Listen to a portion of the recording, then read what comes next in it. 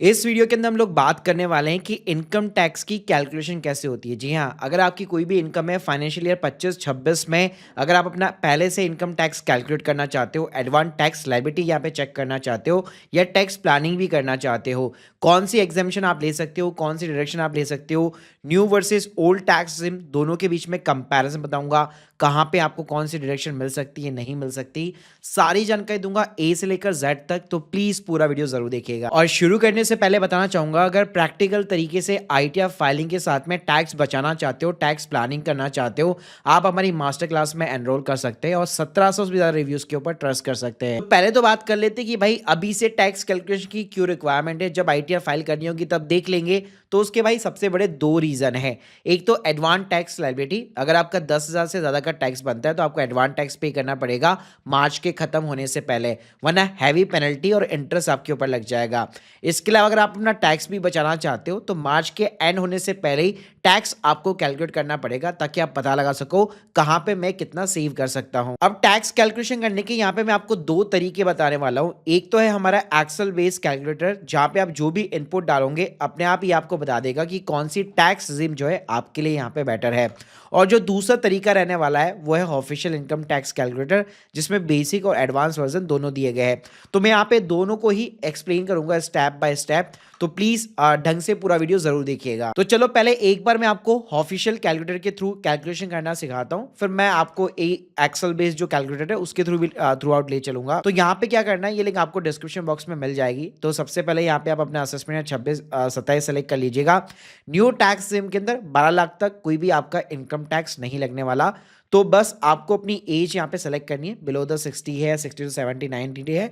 तो इस तरह से आपको अपनी एज सेलेक्ट करनी है, प्लस ये डेट को कोई भी आपको चेंजेस नहीं करना। अब यहाँ पे क्या करना है, यहाँ पे आपको अपने फिगर्स डालने हैं। फॉर एन एग्जांपल, अगर आप किसी कंपनी में जॉब करते हैं, अगर आपकी सैलरी आती है तो आपकी अप्रॉक्स जो भी सीटीसी होने वाली है, बेसिकली मतलब अप्रैल 2025 से लेकर मार्च 2026 तक जो भी आपकी एक्सपेक्टेड इनकम है सैलरी से, वो आप यहाँ पे इनपुट कर दीजिएगा। लेट से मान लीजिए आपका 11 लाख रुपए की सैलरी है, तो यहाँ पे आप देख सकते हैं जो भी डिडक्शन मिल रही होगी न्यू टैक्स में, जैसे 75,000 रुपए मिलती है, ये अपने आप उसको कंसिडर कर लेगा।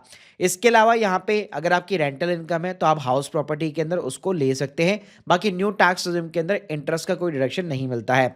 इसके अलावा यहाँ पे अगर आप एक बिजनेस को रन कर रहे हैं तो बिजनेस के अंदर जो भी आपका इनकम है, जो भी आपका नेट प्रॉफिट है बेसिकली बिजनेस के अंदर, वो आप यहाँ पे इनपुट कर सकते हो। इसके अलावा यहाँ पे अदर सोर्सेज का कॉलम मिल जाएगा, जिसमें सेविंग अकाउंट का इंटरेस्ट हो गया, कोई आपने एफडी करा रखी है उसका इंटरेस्ट हो गया, या किसी भी अदर टाइप की इनकम हो गई, वो आप यहाँ पे रिपोर्ट कर सकते हो। तो ये सारी चीजें जैसे आप यहाँ पे पुट करते हो तो यहाँ पे स्क्रीन के सामने दे सकते हैं। अगर आपकी इनकम 12 लाख को क्रॉस करती है, जैसे आप मेरे केस में देखेंगे तो 12,50,000 रुपए की मेरी इनकम आ रही है, तो उसके ऊपर मेरे को न्यू टैक्स रिजिम के अंदर 54,190 रुपए का यहाँ पे टैक्स भरना पड़ेगा। और वहीं पे अगर मेरी टोटल इनकम यहाँ पे आप देख सकते हैं, अगर 12 लाख के नीचे है तो यहाँ पे अल्टीमेटली गवर्नमेंट जो है 87A के अंदर मेरे को 60,000 रुपीज तक का रिबेट प्रोवाइड करती है, यानी 12 लाख पे जो टैक्स लगता है उतना ही मेरे को यहाँ पे रिबेट देखने को मिल जाता है। अब यहाँ पे ना एक कैलकुलेशन डिफरेंट होती है, वो थी कैपिटल गेन की। तो कैपिटल गेन की कैलकुलेशन के लिए अगर आपका जो भी डीमेट अकाउंट है वहां से आपको टैक्स पेनल की रिपोर्ट डाउनलोड करनी होगी। तो यहाँ पे भी जो है आप अपना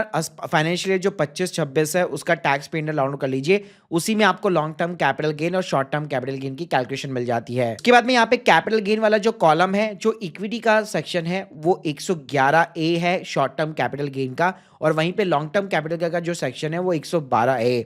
तो इन दोनों कॉलम के अंदर आपको यहाँ पे अपना प्रॉफिट डालना है सिंपली। तो यहाँ पे आप देख सकते हैं मैंने अपनी जीरोधा की रिपोर्ट से बेसिकली यहाँ पे जो भी प्रॉफिट था, तो क्वार्टरली वाइज भी आप डिस्ट्रीब्यूट कर सकते हो या एक साथ भी डाल सकते हो। तो यहाँ पे जो भी आप कैपिटल गेन डालोगे उसके अकॉर्डिंग यहाँ पे जो भी आपका टैक्स बन रहा होगा, क्योंकि ये जो 12 लाख रुपए की लिमिट है जिसपे कोई भी टैक्स नहीं लगता, उसके अंदर ध्यान रखिएगा कैपिटल गेन को कंसीडर नहीं किया जाता। उसके ऊपर जो भी टैक्स बनेगा वो आपको न्यू टैक्स में यहाँ पे करना पड़ेगा। तो अगर मैं लॉन्ग टर्म कैपिटल गेन की बात करूं तो वहां पे 12.5% का टैक्स रेट लगेगा, वहां पे 1,25,000 की एग्जाम्पशन भी आपको मिल जाएगी। वहीं पे शॉर्ट टर्म कैपिटल गेन पे 20% का टैक्स लगता है। तो ये कैलकुलेटर ना बड़ा ही सिंप्लीफाई है। आप सैलरी, अपनी house property, capital gain, business की इनकम, अदर सोर्सेज डालेंगे तो आपकी सारी इनकम पे ये टैक्स निकाल के दे देगा। बाकी मैंने बताया कि न्यू टैक्स में कोई भी डिडक्शन नहीं मिलती, तो यहाँ पे आपको एटीसी इन सब के कॉलम मिलेंगे, लेकिन जो भी आप फिगर्स डालेंगे ये आप देख सकते हैं ये डिनाई कर देगा। अब इसी तरह अगर आप न्यू वर्सेस ओल्ड टैक्स में दोनों के बीच में एक ढंग से कंपैरिजन करना चाहते हैं तो आप हमारे ये एक्सेल बेस्ड कैलकुलेटर भी यूज में ले सकते हो। तो यहाँ पे आपको क्या करना है, यहाँ पे आपको सिंपली अपनी डेट ऑफ बर्थ डालनी है सबसे पहले। उसके बाद में यहाँ पे देखेंगे सेम आपको सैलरी के, कैपिटल गेन के, बिजनेस के, इन सब के यहाँ पे आपको हेड मिल जाएंगे। लेकिन हम लोगों ने यहाँ पे जो है डिटेल के अंदर चीज़ों को ऐड किया हुआ है। जैसे फॉर एन एग्जांपल सैलरी की आपकी ग्रॉस सैलरी कितनी है वो आपको यहाँ पे इनपुट करना है। फिर उसके बाद में मान लीजिए एचआरए यहाँ पे अगर आपको कैलकुलेट करना है तो आपको सिंपली बेसिक सैलरी, कितना आप रेंट पे करते हैं, कितना आपको एचआरए मिलता है यहाँ पे हर साल, वो डालना है, तो अपने आप ये माइनस कर देगा। मतलब आपको यहाँ पे सोचने की जरूरत नहीं पड़ेगी कि वो न्यू टैक्स में वो डिडक्शन अवेलेबल है या फिर ओल्ड टैक्स के अंदर।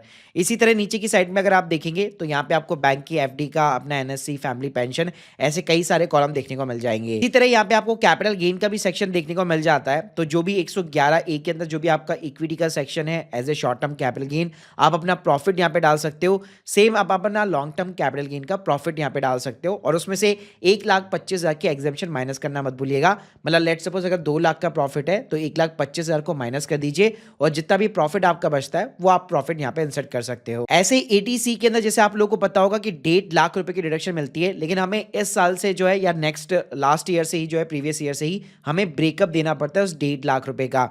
जैसे आपका पीपीएफ का कॉन्ट्रीब्यूशन कितना है, एलआईसी का प्रीमियम का अमाउंट कितना है, तो इस तरह से आपको यहाँ पे ब्रेकअप देना पड़ता है। तो टोटल मिला के जो डिडक्शन होती है वो 1.5 लाख रुपए की होती है। तो यहाँ पे भी सिस्टम अपने आप ही एक्सेल के अंदर ले लेगा कि उसको न्यू में लेना चाहिए या फिर ओल्ड के अंदर लेना चाहिए। ऐसे अगर आप नीचे की साइड में जाके देखेंगे तो एनपीएस का एक कॉन्ट्रीब्यूशन होता है, अगर आप खुद कॉन्ट्रीब्यूट करते तो 50,000 तक की डिडक्शन आप ले सकते हो। ऐसे यहाँ पे आप देख सकते हैं एटीडी के अंदर जो मेडिकल इंश्योरेंस होता है या पेरेंट्स के, सीनियर सिटीजन के मेडिकल एक्सपेंडिचर होते हैं, उसको आप यहाँ पे क्लेम कर सकते हो। इसी तरह यहाँ पे आपको डोनेशंस के सेक्शंस वगैरह देखने को मिल जाएंगे। सेविंग अकाउंट के ऊपर जो इंटरेस्ट होता है यहाँ पे बाय डिफॉल्ट ही आपका ये डिडक्शन ले लेगा।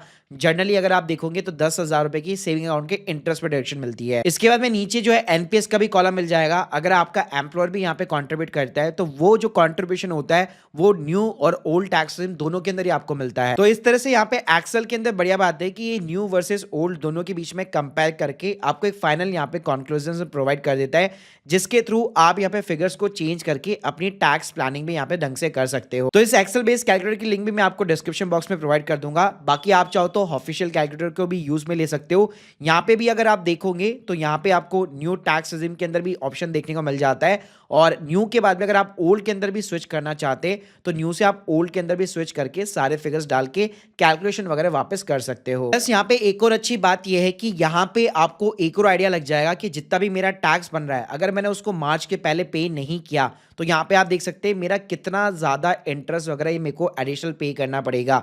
तो इस बात की भी आप आराम से कैलकुलेशन लगा सकते हो। बाकी गाइस अगर आप अपनी सैलरी स्लिप्स के साथ में टैक्सेस को सेव करना चाहते हो, कुछ हिडन हैक्स जानना चाहते हो, तो ये सारी चीजें ना हमने 1 बाय 1 करके अपनी मास्टर क्लास के अंदर इसको बहुत ढंग से कवर किया है, जिसमें सिर्फ टैक्स प्लानिंग नहीं, उसके साथ में आईटीएफ फाइलिंग भी जो है वो आप सीख सकते हो। So guys hope you like this video, please subscribe our channel. बाकी अगर आप लोग की कोई भी डाउट्स है कमेंट बॉक्स में जरूर बताइएगा। Thank you guys, thank you very much.